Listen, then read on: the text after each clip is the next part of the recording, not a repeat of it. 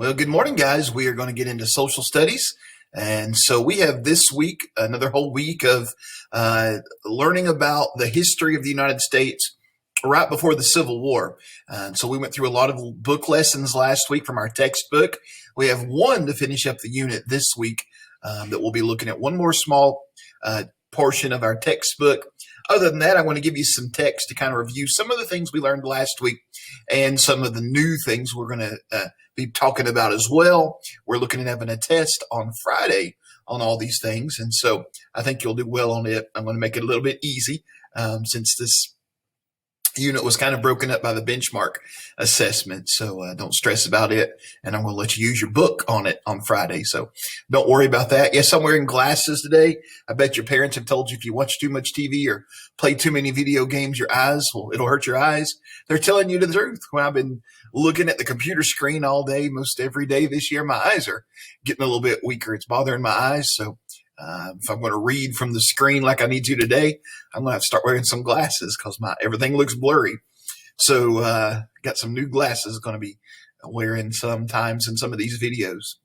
Well, we are going to read a text today called War Clouds. So I'm going to read it with you. Obviously, on the assignment today, the questions that go with us, I'm going to have this text there on the assignment as well. You're welcome to read it yourself. If you don't want to listen to me read it, I just like to read it and talk through it a little bit with you and make sure you understand what it means. Then you'll have 10 questions today to go along with this text for your assignment. Okay? Well, let's get into this. This is called War Clouds. It sounds like another war is on the horizon for the United States. We've had the French and Indian War, the Revolutionary War, the War of 1812, and now we're moving towards another war that the United States gets involved in. I left out the war with Mexico, didn't I? The Mexican-American War. So this is the fifth war we've talked about in fourth grade. Well, let's read here. In August of 1846, a congressman from Pennsylvania named David Wilmot proposed a bill that would outlaw slavery on all the land the U.S. had just acquired in the Mexican-American War. The U.S. House of Representatives exploded with controversy. One Southern congressman after another stood up and claimed that their states would secede from the Union. That means leave the United States if such a matter became law. As if by magic, said the Boston Globe newspaper, the idea brought to a head the great question which is about to divide the American people. The Mexican-American War and the gold rush that followed, it distracted many Americans from the arguments about slavery. Those arguments became the central in the 1850s. Here are the key incidents that set the stage for the American Civil War. So the first one we see here is the Compromise of 1850. The war nearly started after Congressman Wilmot's proposal, but thanks largely to a Kentucky congressman named Henry Clay, an agreement was worked out which became known as the Compromise of 1850. We've talked about this a little bit from our textbook already. Its major parts included California was admitted as a free state. It was decided that states to be formed in the new Utah and New Mexico territory would be allowed to vote on whether they wanted to have slavery or not, a concept known as popular sovereignty. Remember, we talked about that when a new territory became a state, the people living there got to vote on whether or not they wanted slavery in their state. Them getting to vote is called popular sovereignty. The Fugitive Slave Law was passed, requiring people in northern states to catch and return slaves that had escaped from the South. People still argue about which side won the most in the Compromise of 1850, but it's believed that it delayed the Civil War by a decade, which is 10 years, right? All right, we looked a little bit in our textbook also at this novel called Uncle Tom's Cabin by Harriet Beecher Stowe, a book she wrote to open people's eyes to how cruel slavery was. The Fugitive Slave Law required ordinary citizens in the North to help catch and return runaway slaves. One of many Northern abolitionists who hated this new law was Harriet Beecher Stowe, who in 1852 published a novel about slavery called Uncle Tom's Cabin. As Uncle Tom's Cabin opens, a Kentucky slaveholder decides to sell two slaves to pay debts that he owes. One is a grown man named Tom. The other is a 5-year-old boy named Harry. When Harry's mother learns that her son is about to be sold, she runs away with him and makes it to freedom across the Ohio River. Tom, however, is sold and sent to Louisiana, where he dies. A lot of people read Uncle Tom's Cabin and were influenced by its description of slavery. Uncle Tom's Cabin made people reflect on the fact that slaves were human beings and that slavery was cruel. Although the book was banned in many parts of the South, Uncle Tom's Cabin sold more copies in the 19th century than any other book other than the Bible. So the only book that sold more copies in the 19th century, which means the 1800s, was the Bible. Uncle Tom's Cabin sold more than every other book but the Bible. Kansas-Nebraska Act. Under the Missouri Compromise of 1820, slavery was not supposed to exist in any part of the United States, north or west of Missouri. However, a lot changed in the 35 years after the Missouri Compromise.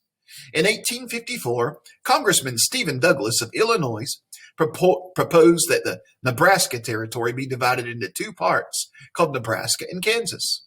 He suggested that the residents of Nebraska and Kansas be allowed to vote on whether to have slavery, using the concept of popular sovereignty. Both Nebraska and Kansas would eventually be admitted as free states. However, the road to statehood was violent in Kansas as people fought about slavery. For about 7 years, from 1854 to 1861, there was so much violence in Kansas that it became known as Bleeding Kansas. Remember, we talked about people who wanted Kansas to be a free state, people who wanted Kansas to be a slave state. Both were there, and they would fight with each other and try to kill each other in some cases. So Kansas became known as Bleeding Kansas because of the conflict over slavery there. And something else that we can review from our textbook is the Dred Scott decision. In 1857, the U.S. Supreme Court made what may have been the most controversial ruling in history. It had to do with an enslaved man named Dred Scott. Scott lived in Missouri. Here's a picture of him. Scott lived in Missouri, but his slaveholder had taken him to free states during his life. In 1846, Scott filed a lawsuit claiming he was free because his slaveholder had taken him to live for extended periods of time in parts of the country where slavery was outlawed. Dred Scott's case went all the way to the U.S. Supreme Court, which ruled that Scott was still a slave. The court went on to say that any person who is descended from black Africans, whether slave or free, could not be a citizen of the United States. It also ruled that the U.S. government could not prohibit slavery in any part of the American West. Many Northerners were furious about the verdict in the Dred Scott case.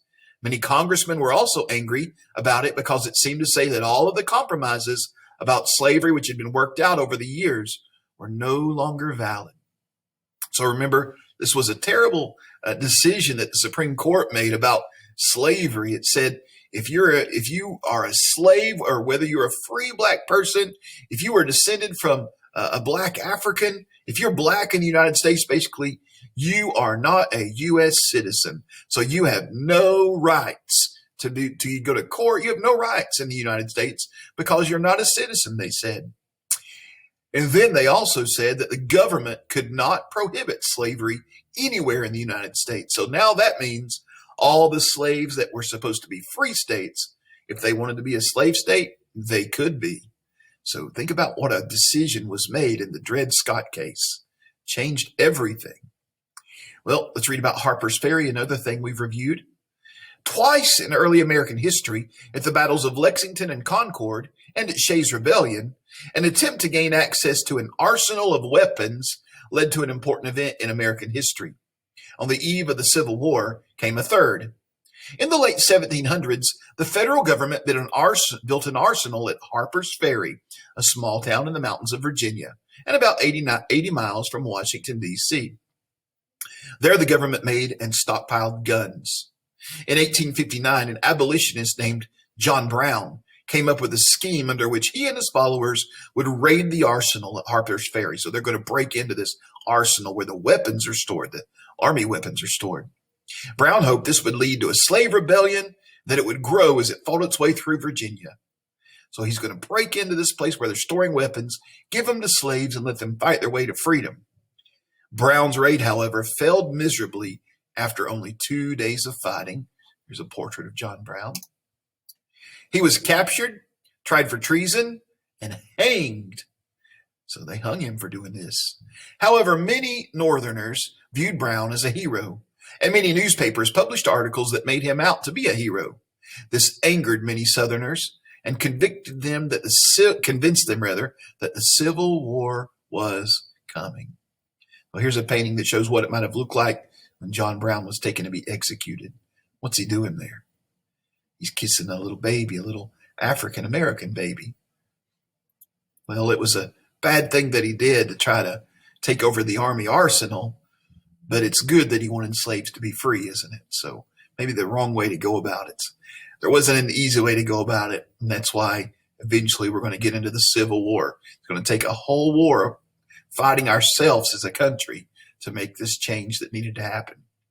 Well, you've got some questions from this text today. I'll put this text on your questions as well, so you can access it really easily to answer the questions.